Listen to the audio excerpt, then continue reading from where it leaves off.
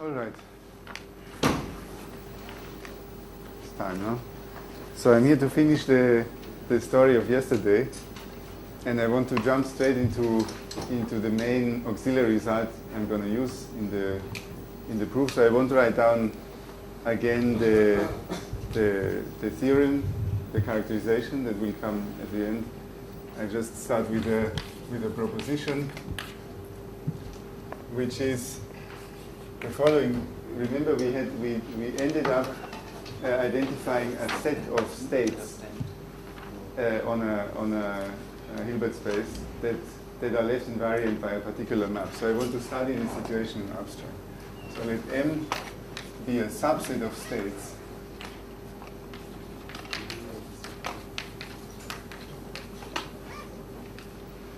and this set contains a particular element that I assume to be faithful. So this B here is just so that I keep the notation identical to the one I had before. This map we arrived at by studying the equality condition was actually something that acted on a Hilbert space called B. And rho B is simply the restriction of the original state rho ABC to this one party.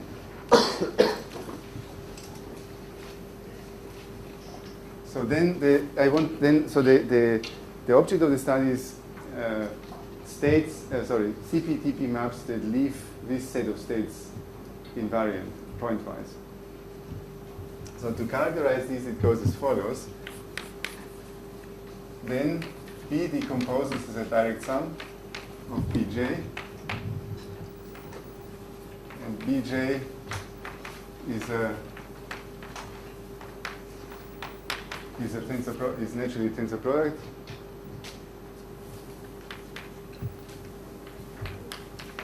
Such that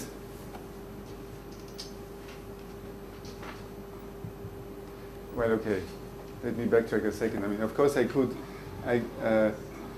The way I stopped yesterday was it was actually a set of matrices that was obtained in a particular way. So it's easy to, in fact, it's easy to see that it's enough to look at the positive ones, and by normalization it's about states. So I'm quoting this basically verbatim from a paper of Kouachi and Dimoto, where this was really the interest was in states. I mean, for our application it could be any set of operator, but we can always consider the subset. We can always consider this set M to be spanned by linearly spanned by states. So that's why I restrict to this one.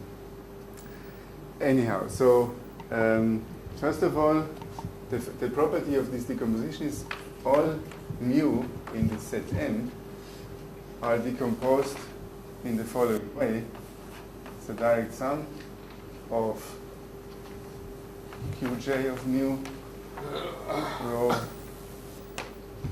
j of mu, and I give always the subscript as the system where this is defined as a state. So it's a state tensor omega j on E j r.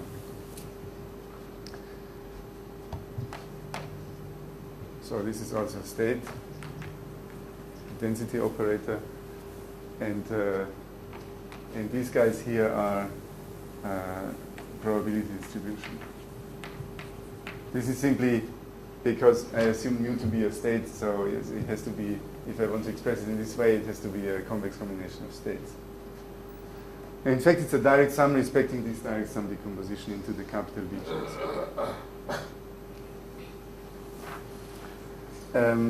Furthermore, so this is now the part that refers to the maps that leave this set of states invariant. So I write these Qj and rhj explicitly as function of mu, so that I can emphasize that this part here does not impact on mu. This is a constant. These are omegas here, a property of the entire set M. So this is just a note. Omega j, a constant for the set So also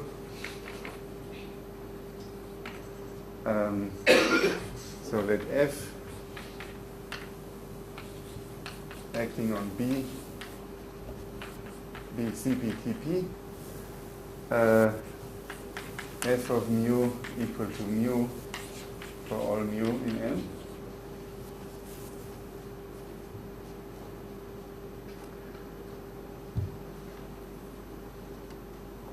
Then I think the only thing I need at this point is a statement how this F acts on each of those sectors here.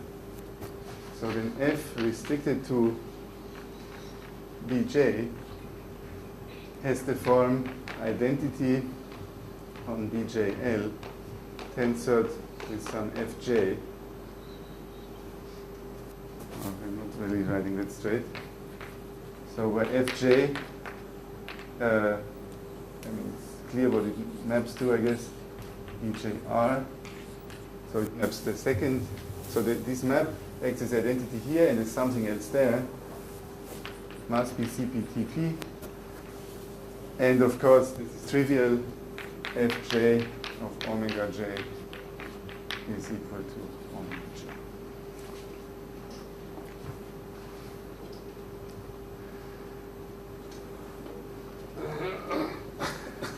So before I attempt to convince you of this, let's apply this to those infamous equality conditions.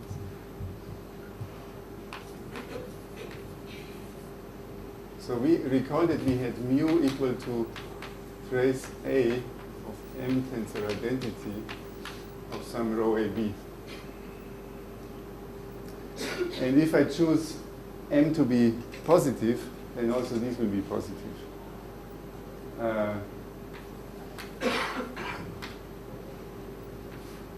And if I choose M to be suitably normalized, this mu can be in fact a state. But of course, this is not, the fact that it's a state is, you understand this is not particularly relevant here. It's more a historical remnant of Kouachi and Limor.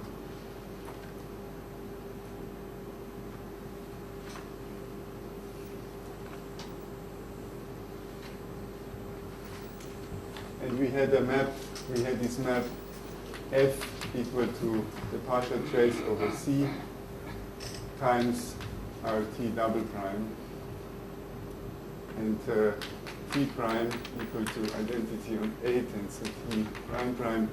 That was our recovery map with the property that rho ABC is identity A tensor T prime acting on rho AB. And I won't even write down again this particular form of T prime prime that we had because we're not going to need it. Some dimension of R or something, because you can just take R to be just complex numbers, then the original thing itself would be a decomposition. Oh yeah. It's a special case. Yeah. It's I mean this. Okay, so maybe actually this is maybe not really. So this decomposition exists such that for all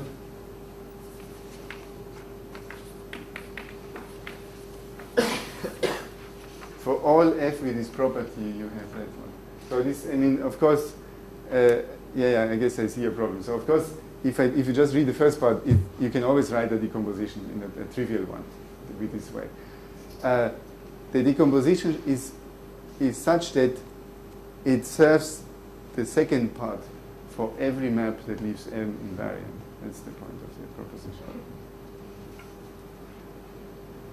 Yeah, the reason is that I don't know too much about this map F here. Yeah, so I need.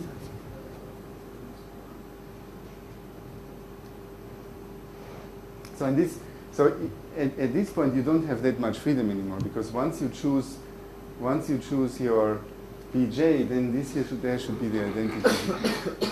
And so it's the second part that constrains the first one. Yeah. Sorry about it.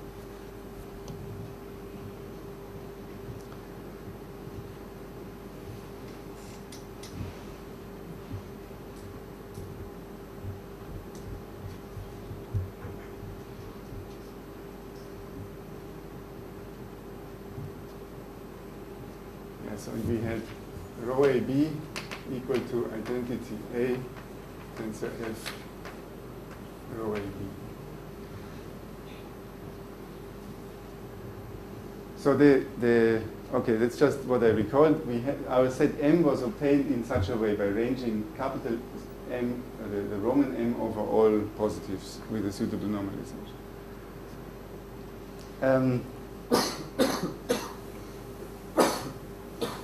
So that this identity here, I claimed, and I left it as something to convince yourself of, is actually equivalent to f of mu equal mu for all mu from this set.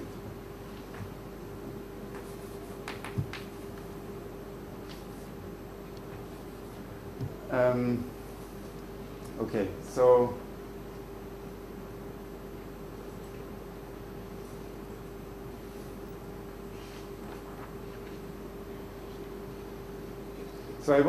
so the first thing is I need to infer something about the form of rho AB.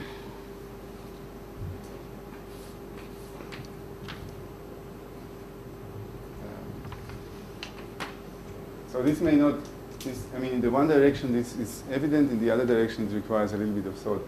In fact, as I said before, it has to do with the fact that the m's over which we vary here, they span all the matrices on A.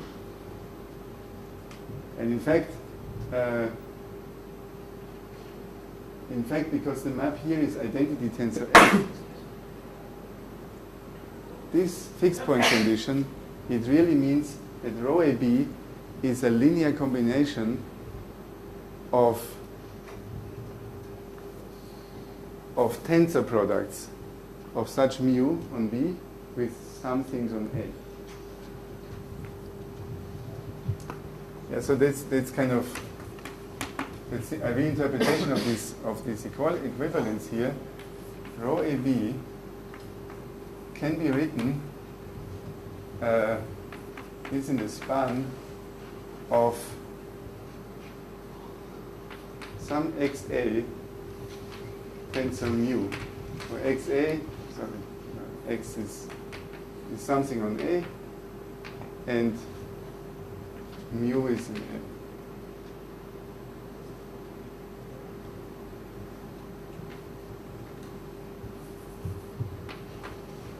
Yeah, so this is that's where because of course this proposition only makes a statement about one system. Eventually I want to go back to something like this here.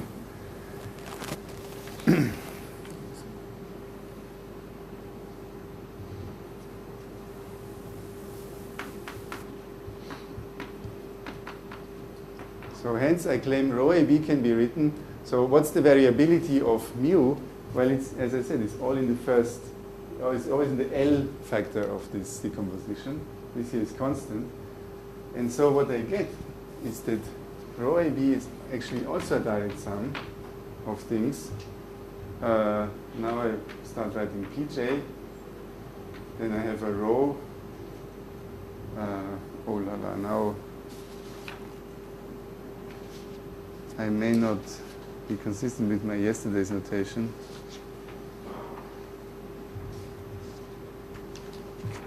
Oh.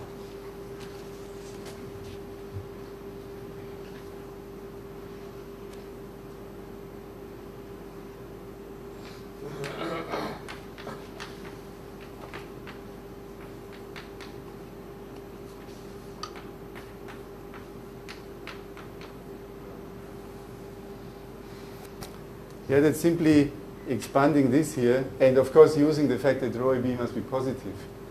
I mean, this span will be still a direct sum here. It will be inherited from over there. And so this is an arbitrary state on A tensor Bj. Yeah, so that's using simply, so that's kind of just taking whatever decomposition I get from here and using it. Now I want to use the second part with the map.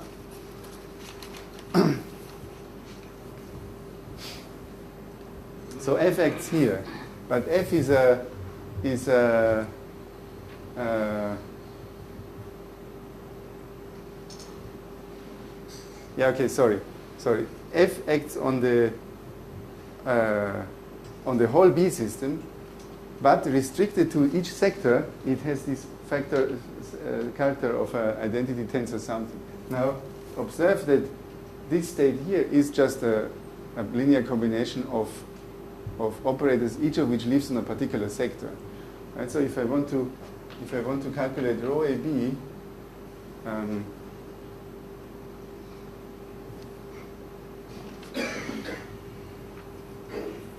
calculate identity A tensor T prime prime acting on rho AB, this will still, okay.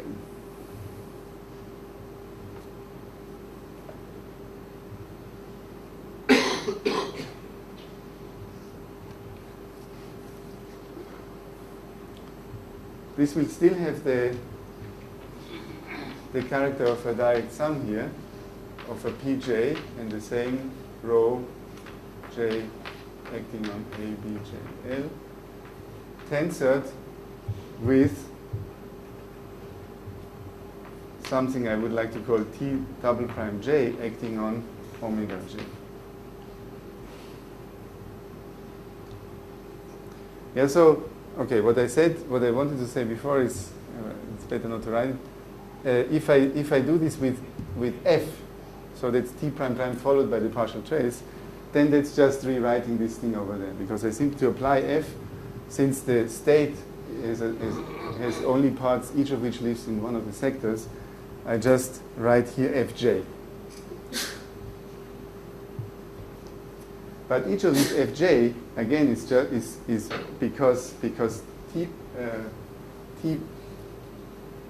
because F is simply the partial trace followed on something.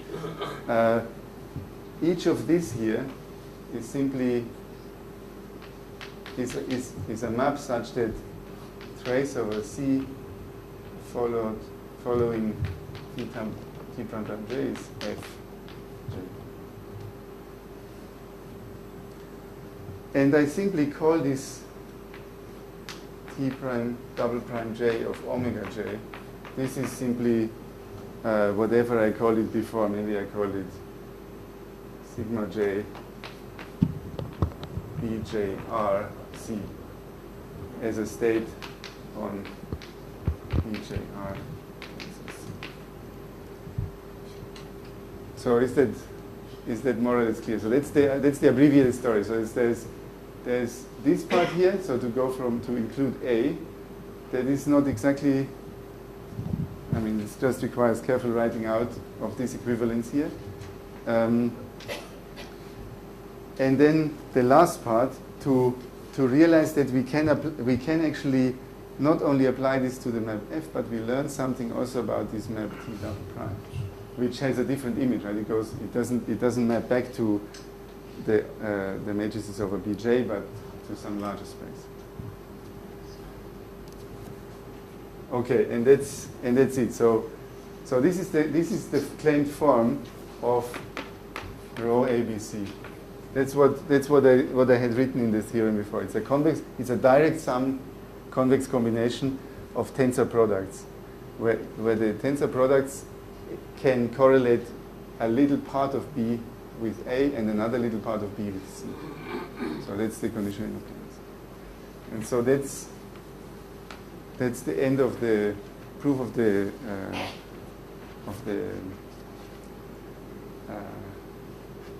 equality, of the characterizing of the equality conditions, which may be more interesting to those who worry about entropy inequalities. So there's, I mean, I guess mathematically it doesn't require a lot of motivation. I mean, once you have an inequality that turns out to be important, you start being interested in this equality case. Physically, the answer is interesting, I would say, because in the classical case, you get to these Markov chains. And of course, there are special distributions. I mean, conditional independence is special.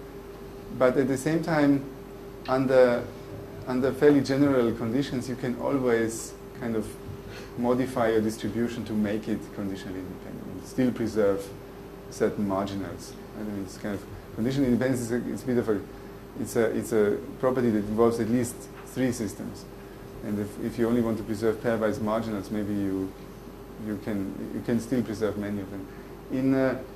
In quantum mechanics, the states that we get they have a very classical nature. So it's kind of the physical interest, because we have this direct sum. So as I said that before, think of it as a particular observable on the B system that tells you J, without commuting with the state, with the density matches. So there's latent classical information sitting there. And given that classical information, the state becomes separable. So there's no room for a lot of these interesting things that happen in quantum information in these particular states. So the conjecture would be that even this case of near equality of the strong subadditivity inequality should yield something close to that, but that's actually not true. At least if you allow me to vary some of these dimensions here arbitrarily. For fixed finite dimension, of course, there is a continuity property, but it's somehow very badly behaved. So let me spend a few minutes on trying to establish some of the elements of this here.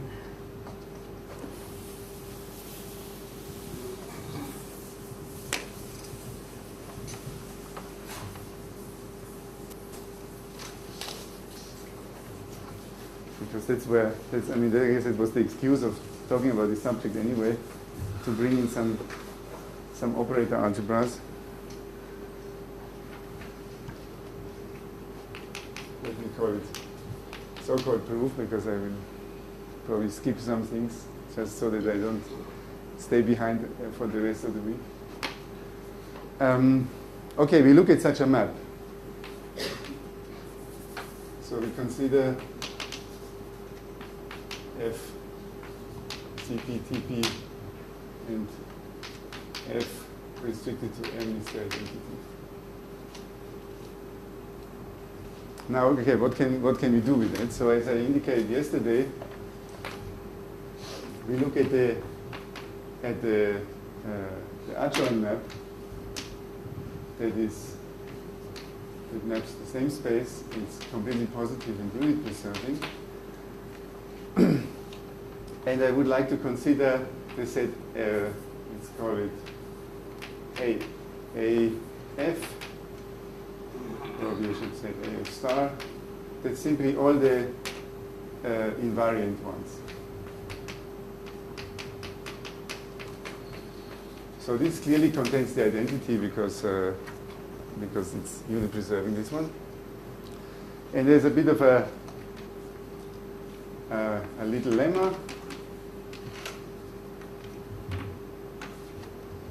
that says indeed A F star is exactly everything that commutes with the Krauss operators of the map F. I hope that makes sense. So F of X is sum EI X EI.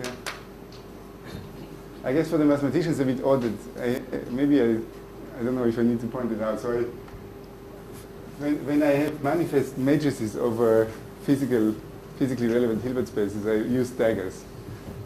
For this map here, I use the common adjoint, which is simply because in physics we consider these objects, of course, as a different category. I mean, these are the maps. So I mean, I can make them into a Hilbert space. I can make this into a Hilbert space, but it's maybe artificial. And the same with the identity. As a matrix, I write a 1. As a map, I write identity. But okay, never mind.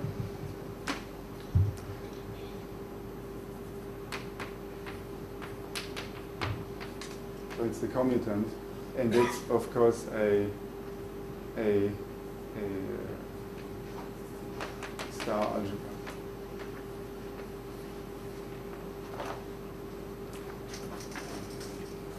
So let's see if we can see this.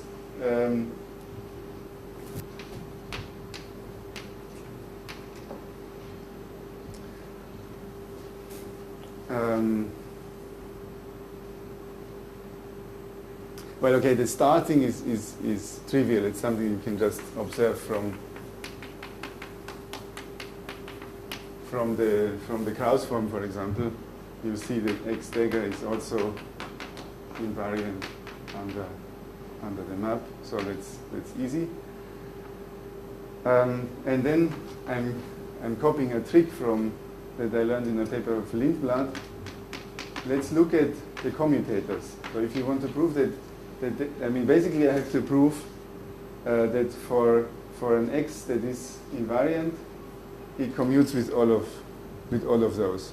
Actually, the converse is trivial. So the commutant clearly is inside here. At an operator that commutes with all the Krauss elements, it will be invariant. So I just have to prove the opposite. I want to prove that all of these commutators are 0. Well, okay, so let's prove that all the modulus square of them are 0, and which is the same as that the sum of them is 0. So this here, okay, this gives rise to a number of terms, 4 terms, each of which has 2 e's and 2 x's. And if you manipulate it for a while, using the invariance here, you find this is f star of x.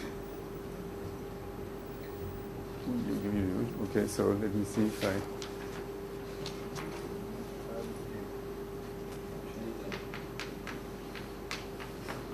Sorry? Why the commutant of the EI is a star algebra?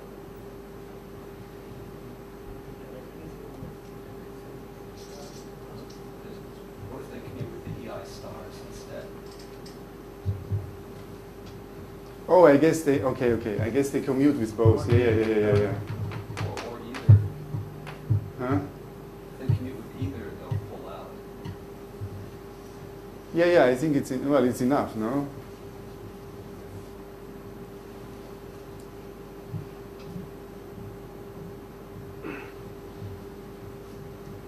Okay, let me put it this way. So, okay, yeah, maybe that's right. Okay, that's true. So this one here, you're fine. This is a star algebra, and anything that commutes with both EI and EI's dagger, it will be a fixed point of the map. So all I have to prove is the opposite. In fact, it's enough to prove that X commutes with EI because of this equivalence, I get for free that X dagger commutes with EI, and that means X commutes with E dagger.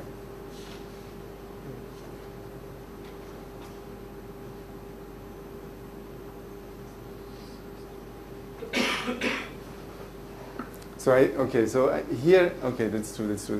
At this point, I only want to confirm that X commutes with EI. So, you can also turn it around. You can do a similar calculation for EI daggers here.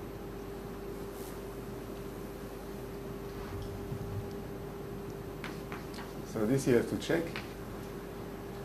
And then I would like to prove that this is 0. Now this is where the existence of this faithful state comes in. So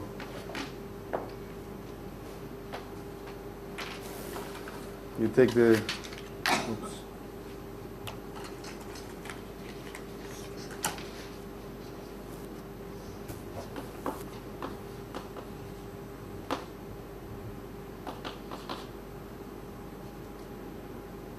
So that's this one here. That's the same as trace f of rho b, x dagger x minus trace of rho b, x dagger x. And that is 0 because rho b is an invariant state. And from the faithfulness, we hence get that for all, well, that we get that this object here is 0, which means that for all I, the EI and X commute. Yeah, okay, and as I said, this is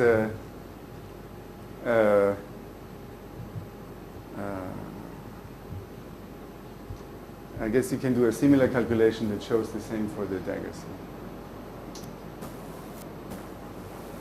So that's the end of the argument for this little lemma.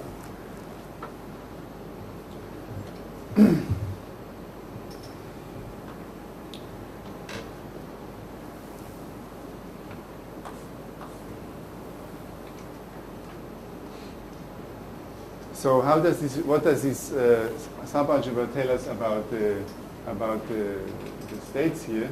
Okay, let's define the following projection that I also had on the board yesterday. This is essentially the limit of iterating f sufficiently many times.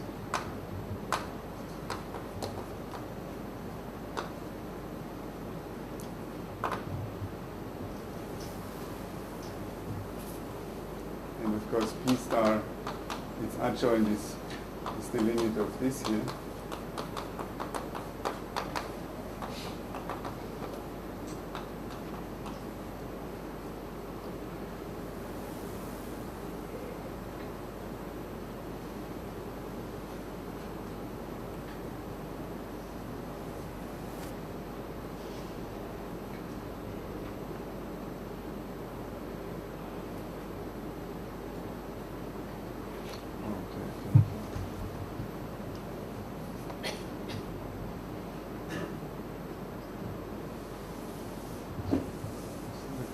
This.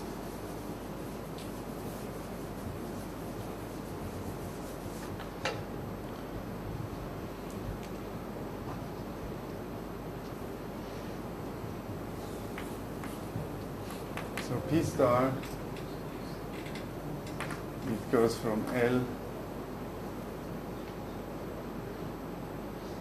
So it's clear that the image, well, yes, no, okay. Looking at this, simply the definition, I guess I shouldn't worry too much about myself.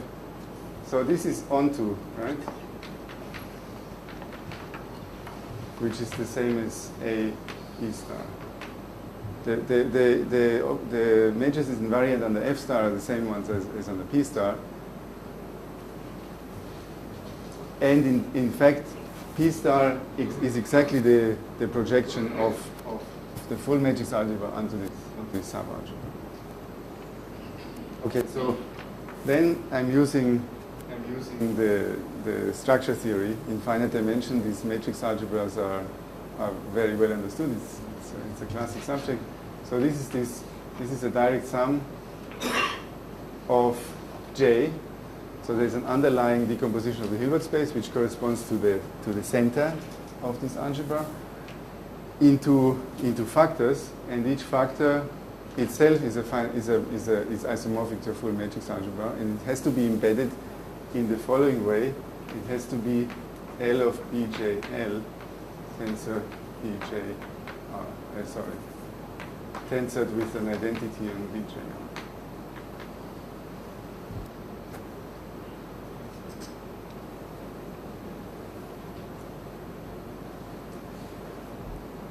And considering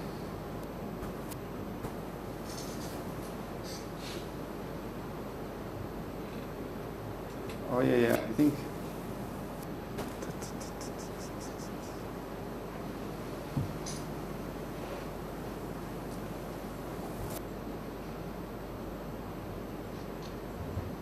maybe I left. Okay, I must say, maybe I left out something here that was necessary for the next step. So maybe you don't believe me now.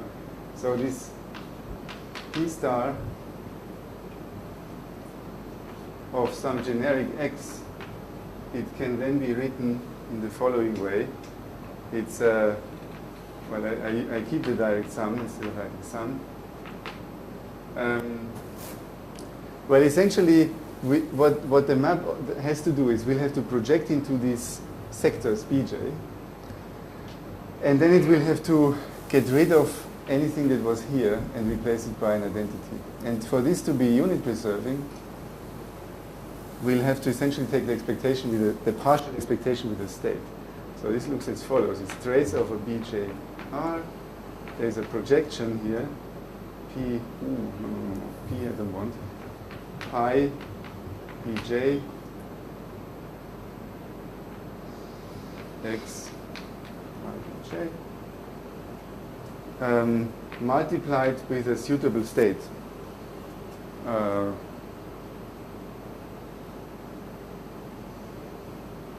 Right, sorry, with an identity tensor a suitable state that I call omega j.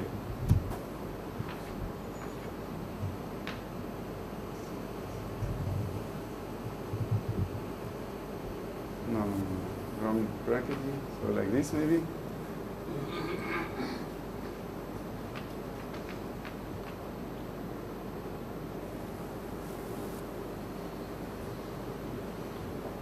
X dependent on the X. Oh, it's this one here. That's the X.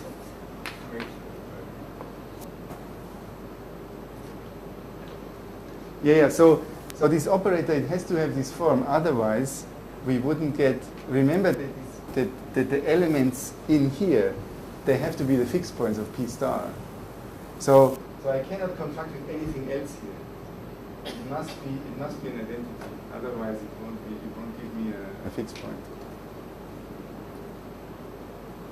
So this is, after another small bit of meditation, this is the most general form of this projection that we can see. And of course now we can just dualize.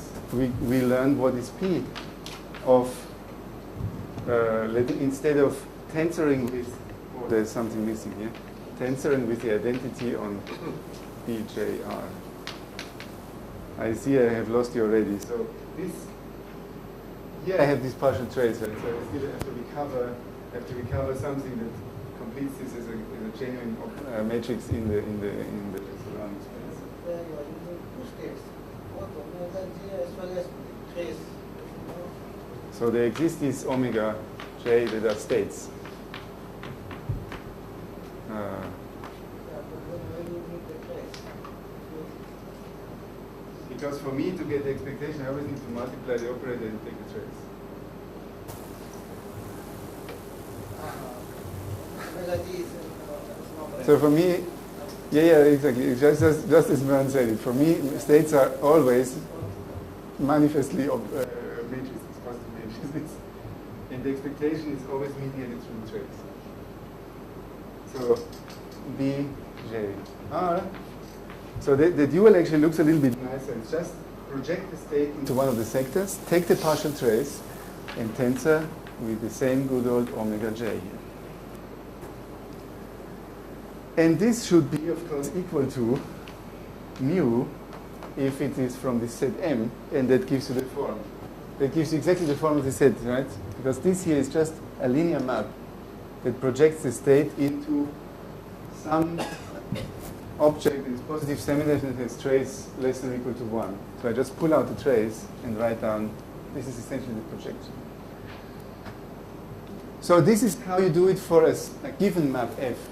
So this is the simplest version of the proposition for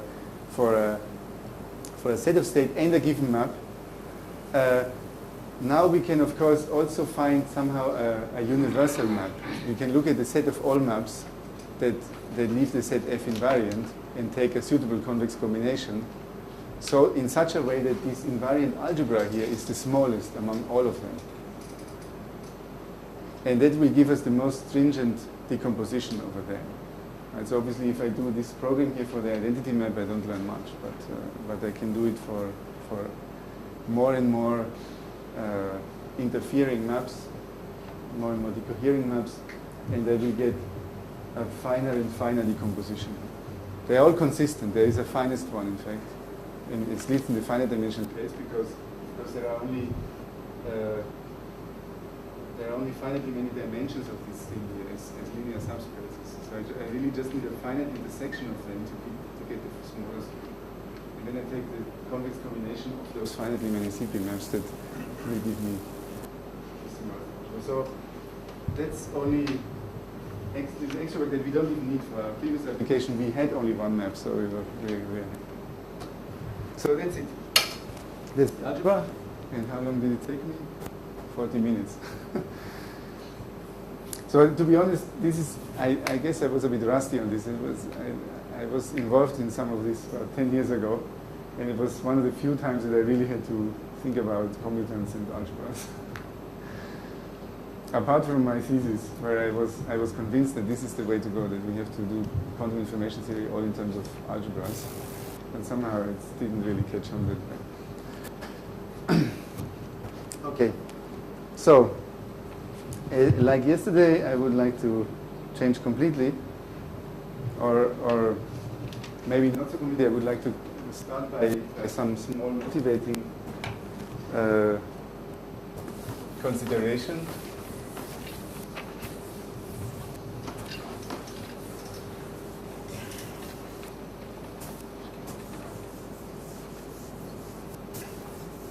Oh, well, actually, before I continue, I mean, other questions that I can answer with this part here.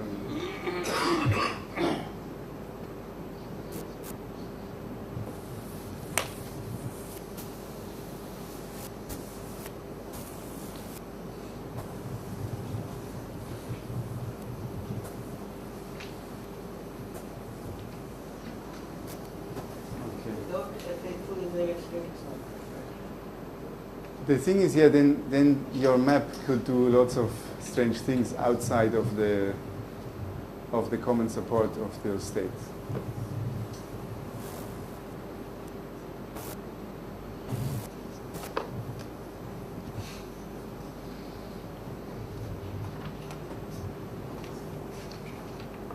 I mean, there are some trivial cases when it is certainly true, like the map.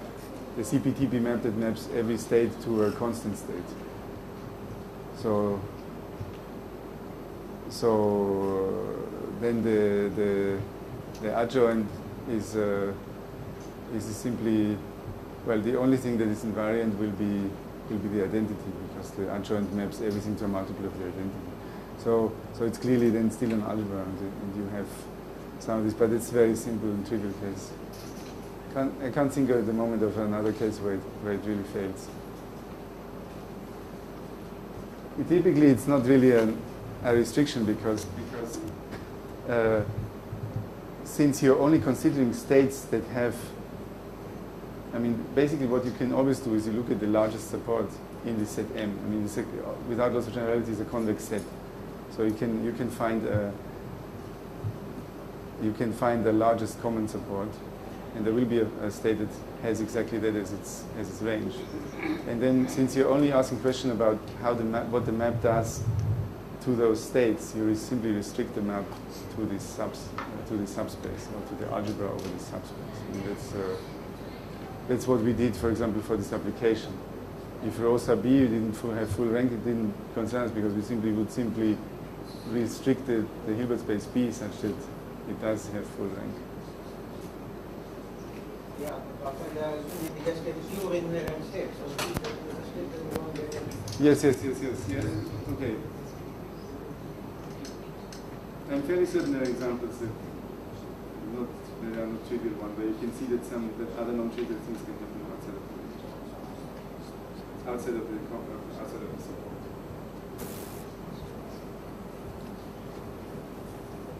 So I want to start with a small motivating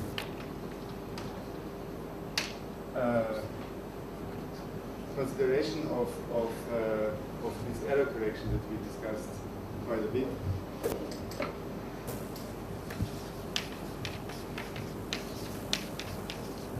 So there we are considering this kind of given noise operator, CP,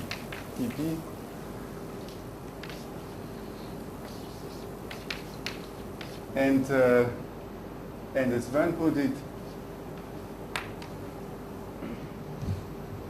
the object of error correction is to find a subspace here, which of course translates into an embedding of the matrices on A by just completing them into matrices.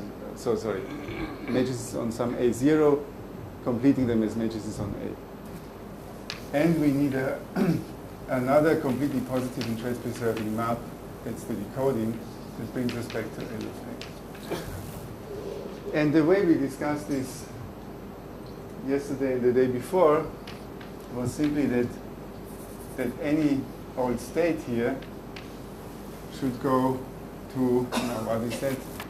D of T of I naught of rho. And this should go. Right? I mean, that was our condition of perfect error correction. This should be true for all rho in the state space, or whatever all features. Okay, so the realization is that, of course, mathematically this gives rise to a very kind of closed and rather algebraic theory, but that's not how we can expect this to apply in situations of actual communication. So the best we can hope for is that there is this noise T, and we can suppress it. That somehow the overall map from rho to this here is maybe not the identity, but something rather close. And so informally, something like this should be true. So this is kind of almost perfect error correction.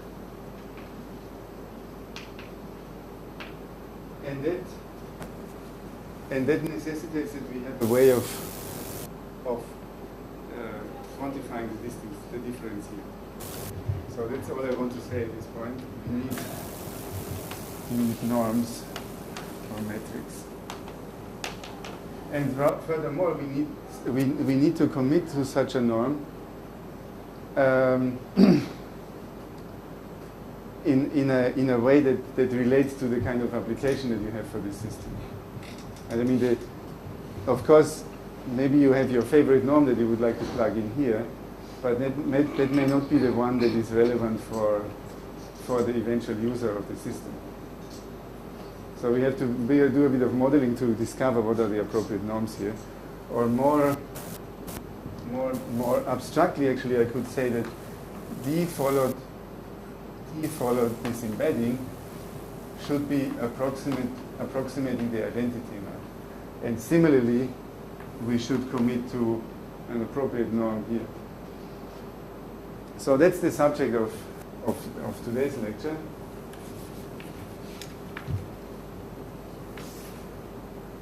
Norms and metrics on states and channels.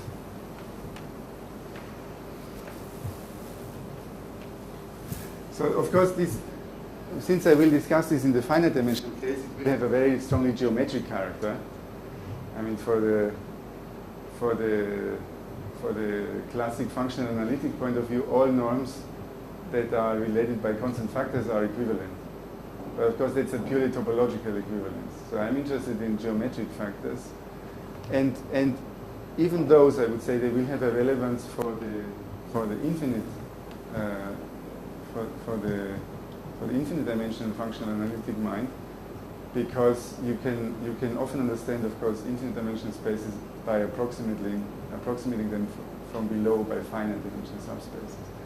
And understanding the asymptotics of what the norm does when you increase the space.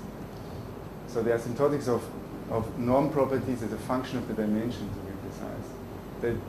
That of course tells you something qualitative about the asymptotic limit. So the geometrical things I'm picking up here, what you should be looking out for is are dimension-dependent relations between various norms.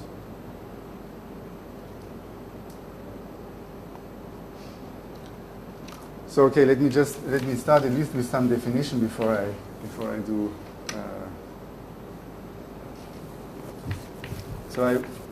This is the usual operator norm. So, or maybe it's not definition, it's just notation. So in matrices, this is the largest singular value. And then we have. So in fact, I would call this also x infinity, because it's a special point on these non-commutative LP norms. So this is the trace of modulus x to the p. Oops, 1 over p. Where modulus x is just functional calculus of x, so that should be something like square root of, I mean, that's one way of thinking about this as an algebraic x modulus squared, and then it's square root. So of course it's well known that these norms, they do satisfy certain relations among each other. For example, x infinity is less than or equal to any xp is less than or equal to any xq is less than or equal to x1, I guess when q is less than p.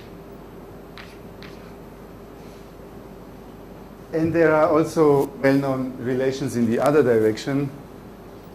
So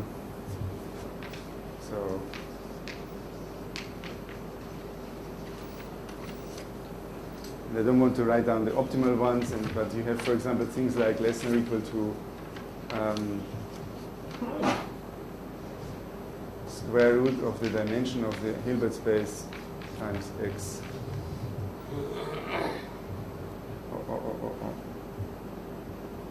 Is that true?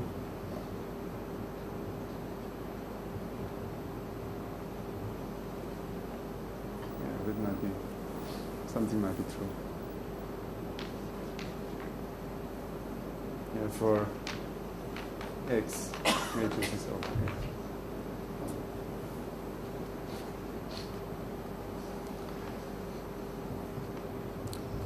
So this is, and it's this kind of geometrical relation that exhibit a potential dependence, the dimension dependence that I'm interested in. Okay, so I would like to pick one of these norms to distinguish states. And between states,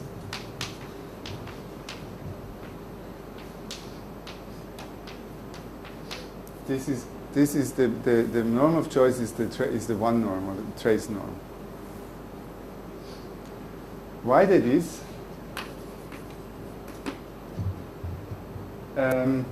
I think the most compelling argument is because it says something about how well you can distinguish these states in an experimental setting. So for this, we study basically an information theoretical game, state discrimination.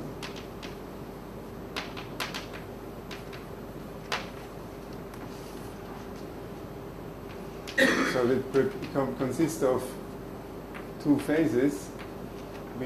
Someone prepare either rho or sigma.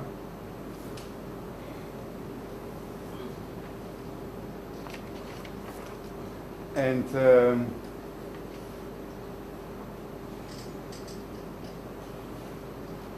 so okay, we should say with probability 1/2 each,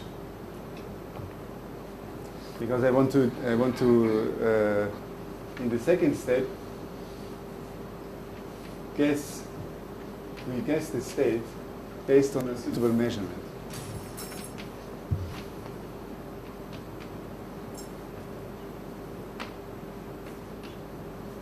Some observable. And observable, it eventually boils down to a pair of matrices M, a pair of matrices adding up to the identity, and both of them between 0 and 1. So this is an abstract version of spectral measure, where you simply have a projection on some eigenspace and some subspace, or an eigenspace on observable, and the projection onto another one.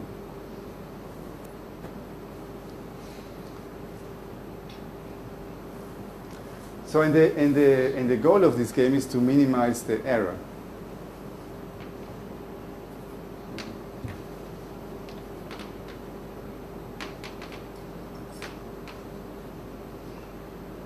The error probability. So let's write this out. This is very simple. Yes, I only need two outcomes because I have only two alternatives. Even if I have a more complicated measuring apparatus that gives me a lot of different alternatives, eventually I have to have an algorithm that groups one part of those outcomes to produce the guess rho, and the other one to produce the guess sigma. Let's say M corresponds to guessing rho.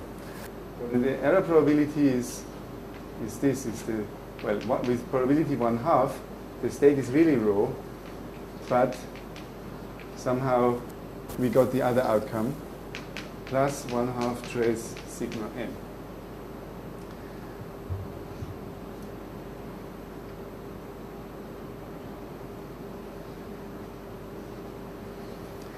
So this error probability, of course, it's always between 0 and 1/2. So sorry, the minimum error probability, because what you can, well, it's clear that it cannot be negative operationally as a probability. You can always attain 1/2 by simply not making a measurement at all. So using essentially m as proportional to the identity and guessing randomly. With probability 1/2, you are right. So yeah, the minimum error probability is clearly always less than 1/2. Which means we are doing better if the so-called bias, eta, 1 minus 2 times the error probability, if this is large. So the error, the better the states are distinguishable, the smaller the error is. The bias, it behaves in the way as the norm should do.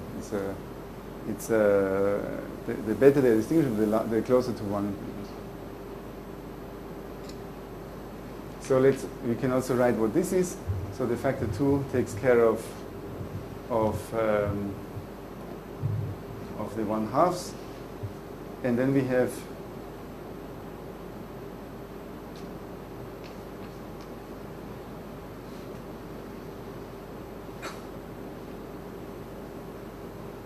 sigma and throw it away.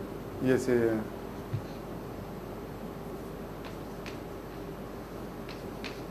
Something like this, yeah?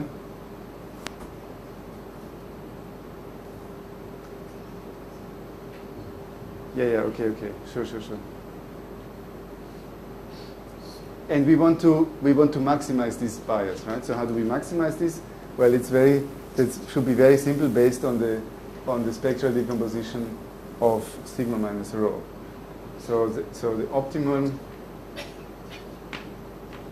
M is simply the projection onto the subspace where sigma minus rho is positive semi-definite.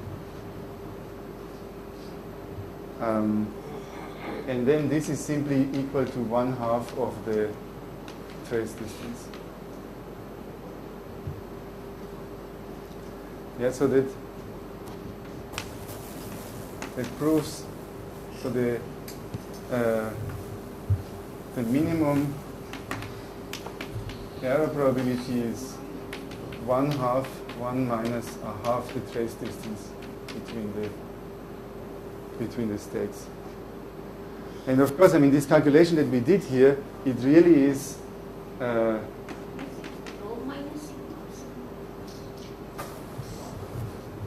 oh, I see, because I have a minus sign here. Yeah, sorry. Well, it doesn't really matter that much. Yes, yeah.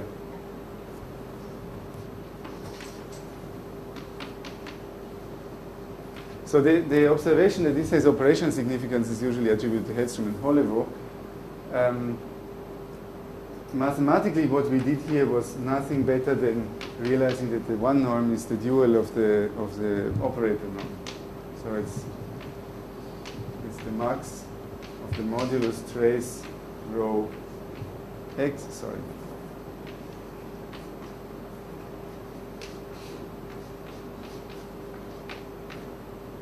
Maximized over all x with this property here.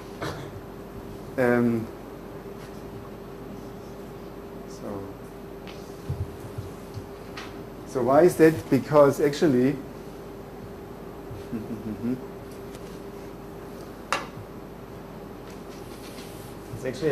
I can do something else here. I can write this a bit more symmetrically. So this m here, of course, is between 0 and 1. So it doesn't vary over operators with norm 1. But what I can do is I can write trace rho minus sigma, let's say 2m minus identity here. And then, of course, I have to do the half.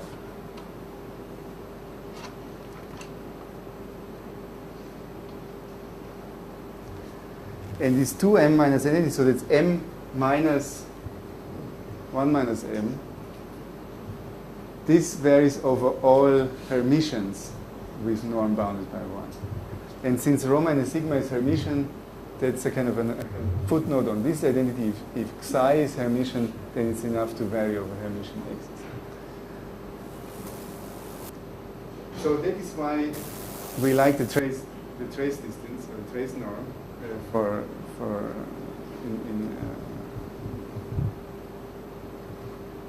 in the physical treatment of states, because really, if that is small, that means that whatever experiment you will have will produce outcomes that are close. So in fact, this is an upper bound to the Kolmogorov distance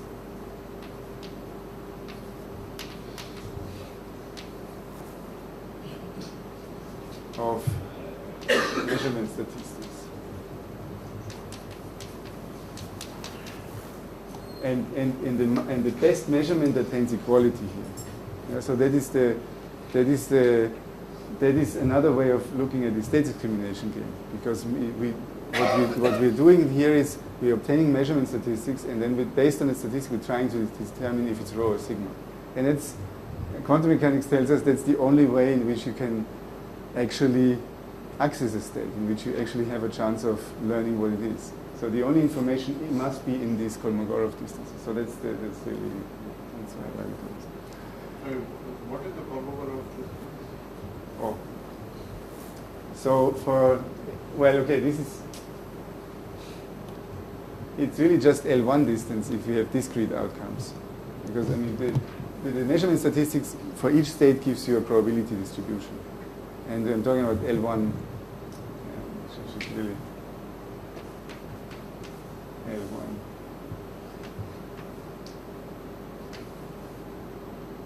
It's L1 distance on the distributions.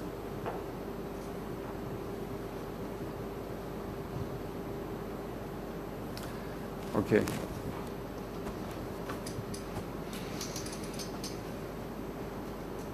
So that I was just trying to motivate why the first norm to consider for this one here is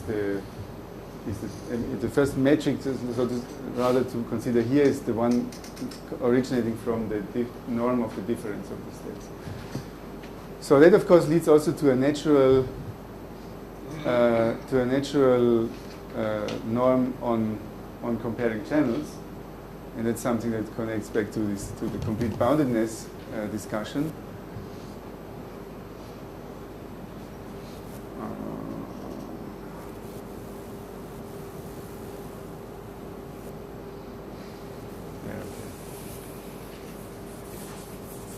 I'll just get rid of this.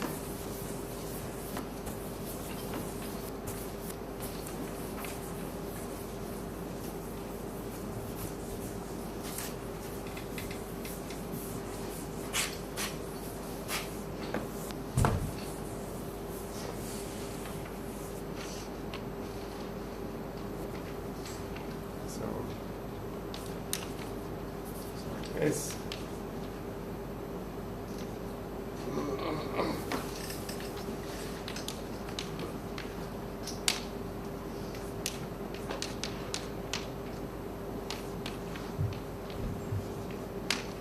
Or rather more general, of course, linear maps. For linear maps L from some matrices to others. So once you have your norm given here, of course there is the natural induced norm on the maps. So you have L, I don't know how this is written properly, but I do like this because I want to remind you I use the one norm here.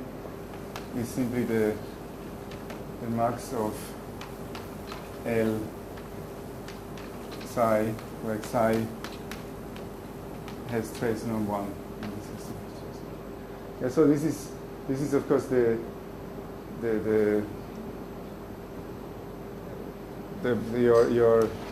your natural reaction to doing this, but of course we know quite well that these norms here, they suffer certain problems with stability.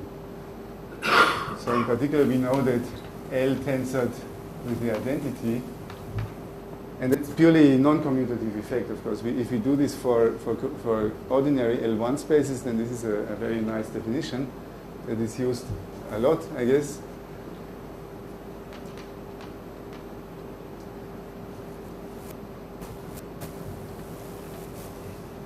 But this thing here can be larger, and so we take the sum over all spaces, and this is then the completion of this norm, and for those who read quantum information, we like to call this the diamond norm. So this is and because of the duality between trace and operator norm, this is simply the dual of the CB norm.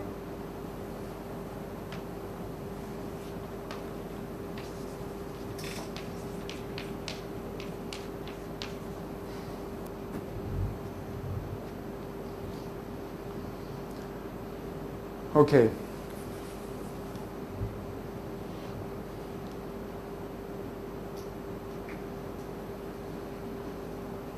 So, okay, let's see what kind of sense we can make of these norms. So again, I mean, that's what I'm trying to do is to discover if there is some kind of observable meaning in this, right? In the same way as the Hellstrom-Holevo observation, that the trace norm actually refers to a limit of distinguishability.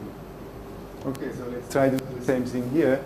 After all, over there, our operator was simply the difference between two states. So why should this L not be a difference between two channels? So L1 is T minus T2, T1 minus T2, and they're both of them, let's be generous, they're both CBTP.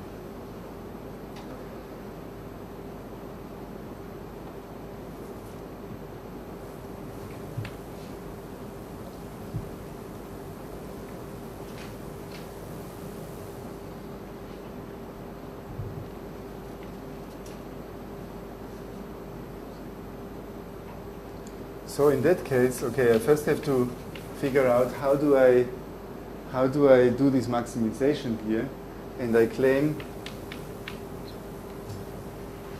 Okay, let me put it 1 minus 2. In this case, this is equal to the max over states. So rho is a state on. Okay, I guess they both have to be from the same system to the same system, otherwise I cannot well compare them. So instead of just maximizing over objects of norm 1, actually I take positives with trace 1, and then I have T1 of rho minus T2 of rho, and I have these are now potentially different states, and I look at the trace norm. And we know already this here. So if somebody would use the channel by preparing state rho and then somehow pushing a button that does the channel, but it's like over there, someone else who knows what are the channels. So the only promise we have is it's either T1 or T2, but we don't know which one. Then this here is exactly the bias, well, it's proportional to the bias that we can distinguish the two channels by looking at the output. And the maximum is simply the optimal behavior, right? So this is 2 times. Okay, so first of all, this one, because I can't stop now anymore. This is homework. It's not difficult. So what we just learned is that this is 2 times the maximum bias for distinguishing T1 and T2. But it's a special one. It's with respect to a particular set of strategies. With respect to, I would call this prepare and measure the output strategies. right? Because you will observe that all I considered was that we can just prepare a state on whatever system the map acts on.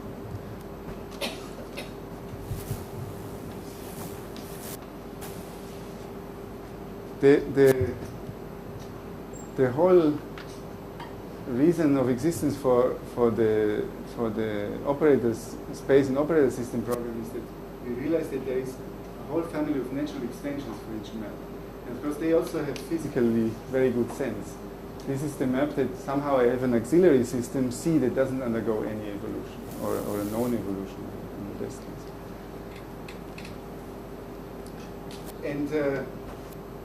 And the fact that this diamond norm can be strictly larger than the one-to-one norm, it means in this language here.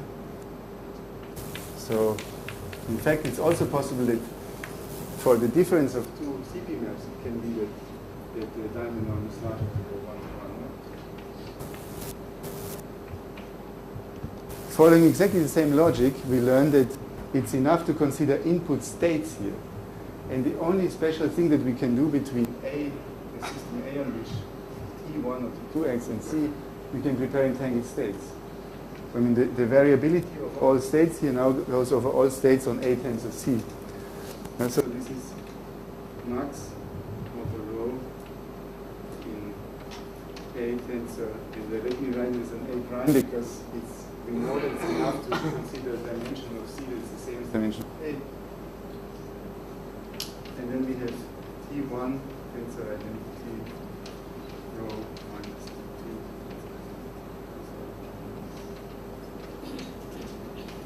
And trace norm again. Excuse me. Yeah. In that, when you describe this maximum of this thing, this is a trace norm, right? This T1 row minus T2 row is a trace norm, right? Yes.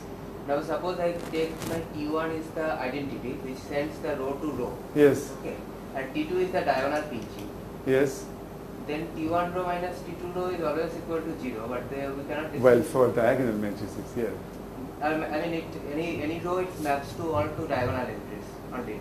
Remaining all j goes to 0. Yes. Now that is a completely positive map. It's a channel also. Yes, yeah, that's true. So this T1 minus T2, when I am taking this norm, this becomes 0, right? Okay, no, it's a misunderstanding. This is not the sum of the absolute values of the diagonal. It's the sum of the singular values. Oh, okay. Sorry, I thought it's trace. Yeah. That's the Kolmogorov distance or something. Yeah. Okay. Absolute values of I thought it is trace. This is the No. That would not be. That's only a seminorm. I mean. Yeah.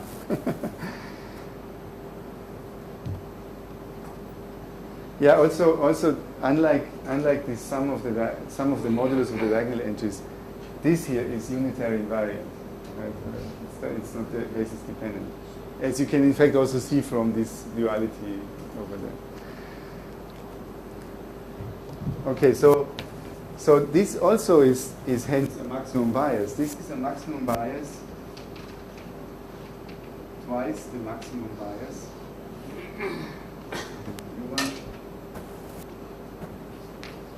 For T1 versus T2. And now, without any qualification, because any physically realizable setup that uses, try to build a model where here you have unknown Pi. That is your piece. Build a circuit where at the end a bit comes out. The circuit can use any kind of physical apparatuses. The assumption, of course, is that all of these apparatuses are described by CP maps eventually. CP maps, states are positive semi-definite. In that case, the most general thing you can do is it always reduces to that. You cannot do anything else than feeding something into the system, maybe keeping something in an auxiliary system on the side, and then at the end, all you get is a state. Once you use your channel, you're left with having to distinguish with the state. So every, okay, that's probably more of a modeling claim rather than a mathematical one. Every everything you can do in the physical interpretation of this formalism to distinguish the two channels, it boils down to such a thing.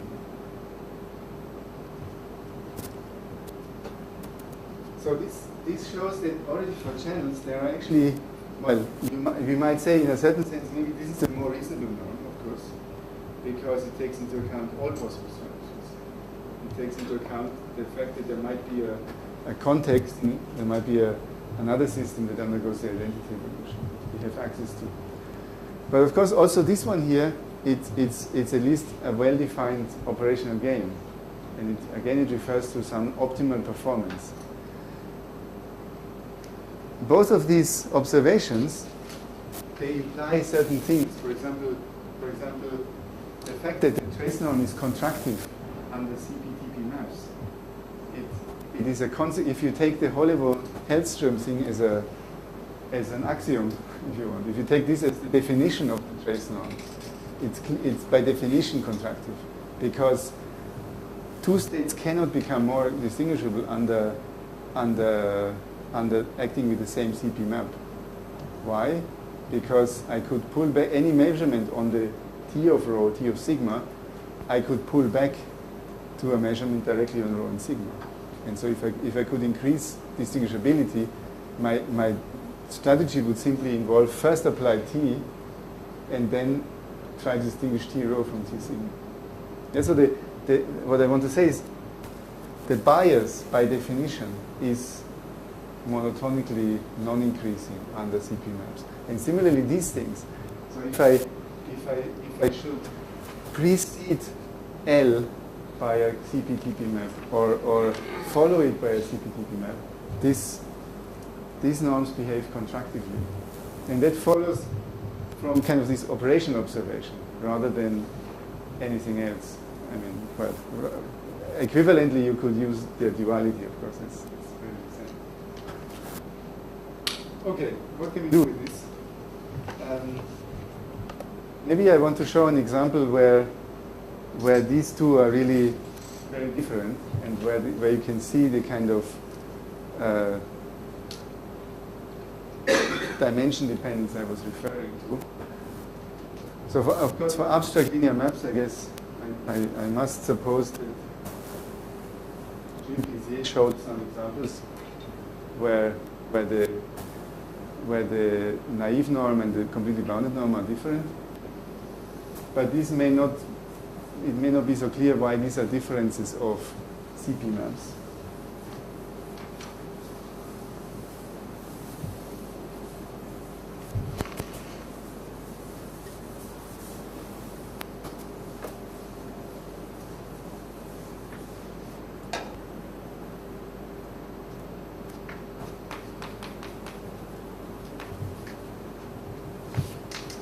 So T1, T2, they map, well now, adopting some reference notation, they map D by D to D by D to D by D matrices. And rather than writing down what the maps are straight away, I will give you these two states here. Rho is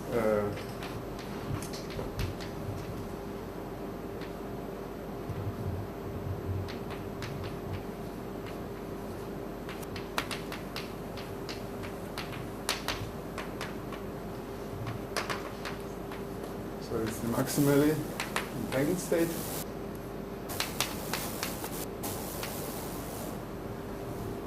And I would like T1, which way did I have it? T1 tensor identity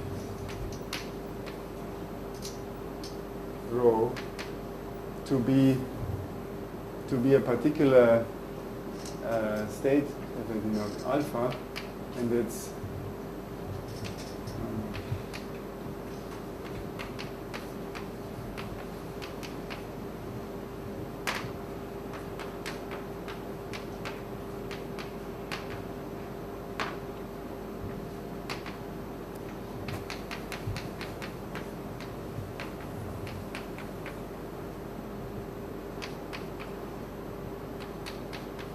F is this one here. It's the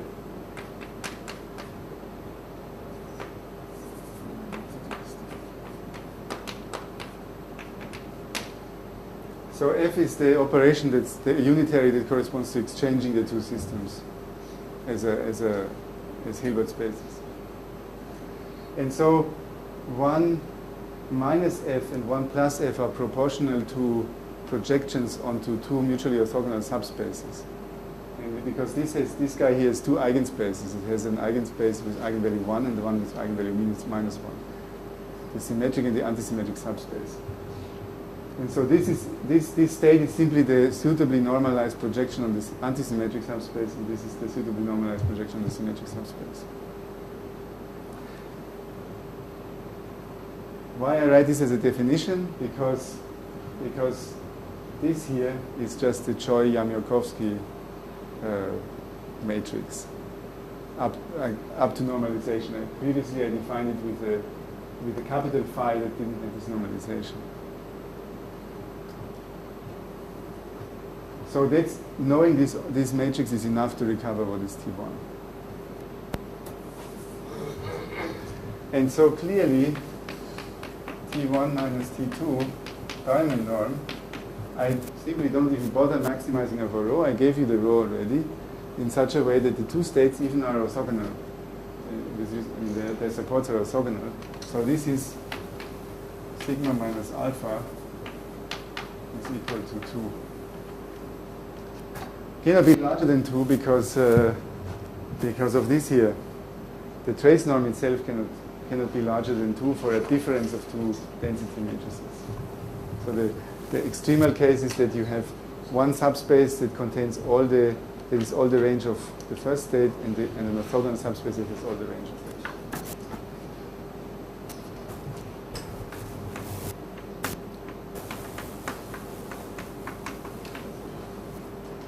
So this one here, I claim this is equal to, now let's see. I want to show that this is small, so I need to maximize over some states here. Now, I didn't make this observation here. It's enough to go over pure states. I mean, rank 1 projections. Why? Because every other state is a complex combination, because we have triangle inequality for the norm. So the maximum here, or rather more abstractly, the norm is a convex function. So the maximum will be attained on extreme points. Pure states projection. Now these two states here, they have very interesting property. So U tensor U conjugation of alpha. U tensor U conjugation leaves alpha invariant, and the same with sigma. And that translates into Ti commuting with unitary. So I guess it's a unitary.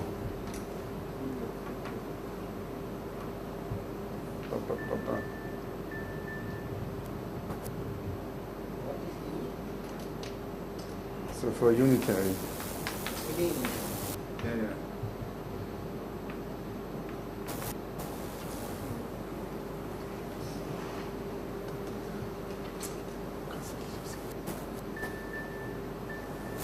Okay, maybe I have to write down how do you recover. Is it already done? How do you recover the map from the Choi-Yamiokowski state? So one simple way of doing this is T1 of rho is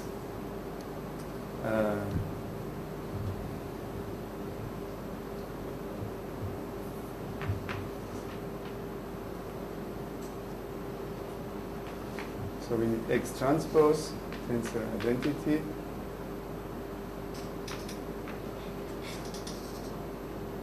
Trace over, okay, now I don't have names. See, that is why I like these ABCs, because I have names for the system, so I can tell you what is the partial trace over. So it's the second tensor function. Times some crazy normalization, probably I need times D or something like that. Yeah. So I mean that's an explicit way of inverting the Choi-Minkowski norm. So from this you can see that since the alpha here is U tensor U invariant and so sigma, actually in this maximization here, if we vary over rows, any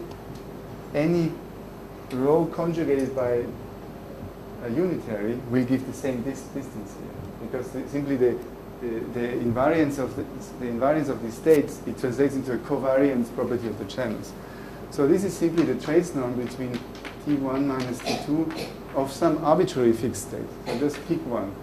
Let's call it 0. And then you use this calculation, this formula here. So it's just some algebra, and you find that this is, if I'm not mistaken, 4 over D plus 1.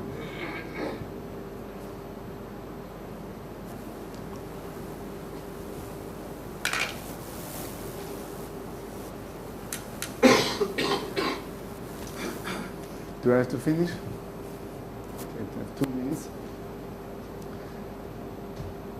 So this is really just tedious calculation, because I gave you the recipe how to calculate the map, how to actually calculate the output.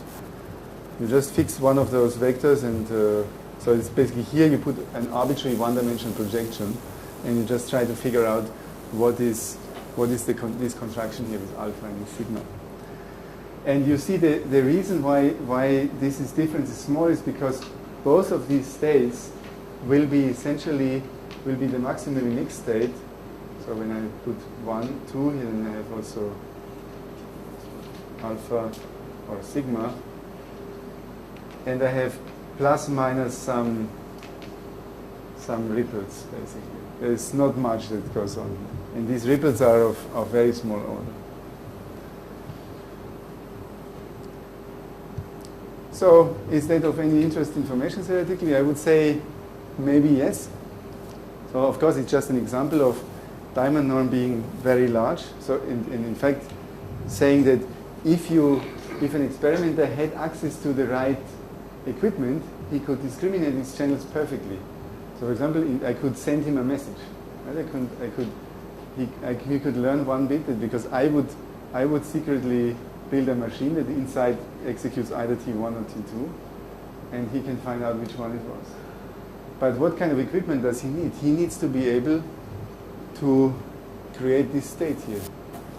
And in fact to store this state, because he has to, this is a bipartite state, he has to let one system of these states undergo a specific evolution, keep the other one in the meantime, and later on be able to make an arbitrary measurement on the composite system.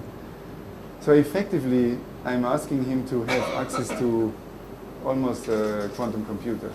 He needs to be very powerful, especially if D is large.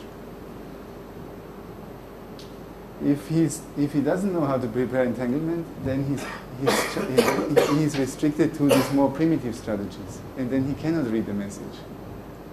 So there is a kind of a cryptographic application looming there. And in fact, you can show the following. I will not go into this. So if we look at these two states, there is just a remark here. If you look at these two states, sigma minus alpha, we can also define a distinguishability and hence a norm for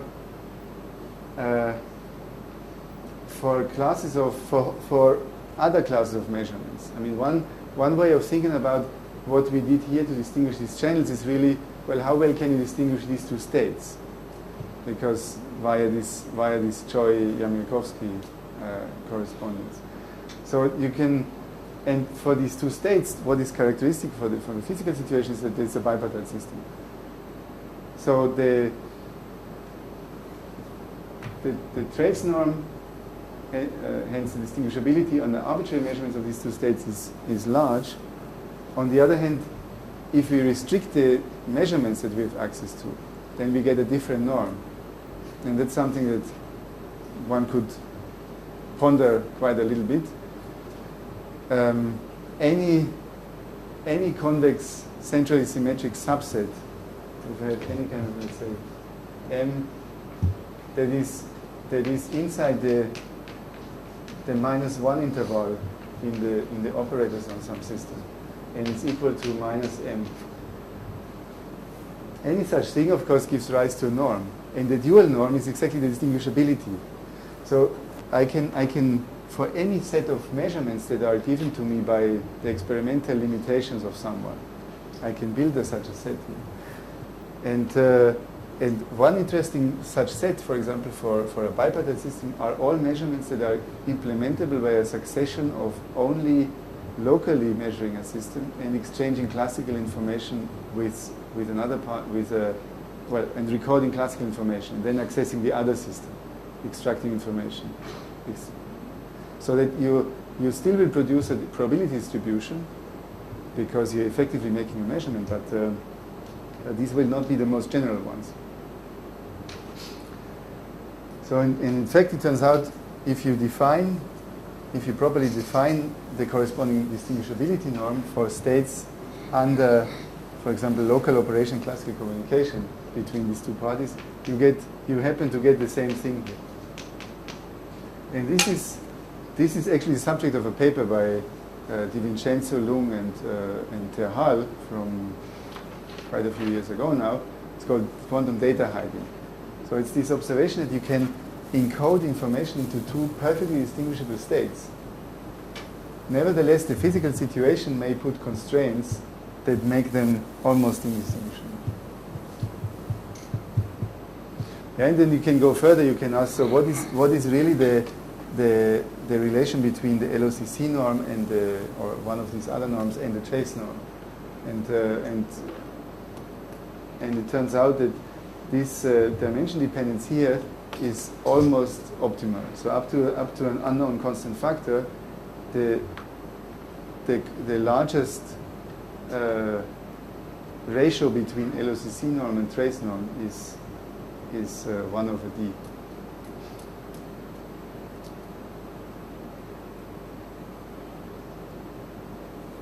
So maybe I stop here.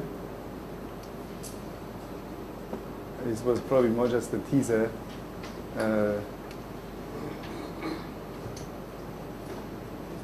Asymptotic analysis of norm D1 power n minus D2 tensor power n? It's not. I think that's an open problem. I guess there are several people interested in that. So I'm sure you are aware that for states there is. So for a state rho 1 tensor n minus rho 2 tensor n, this has been solved, and there's a quantum analog of the classical Chernoff distance. For channels, as far as I know, this is open. I mean,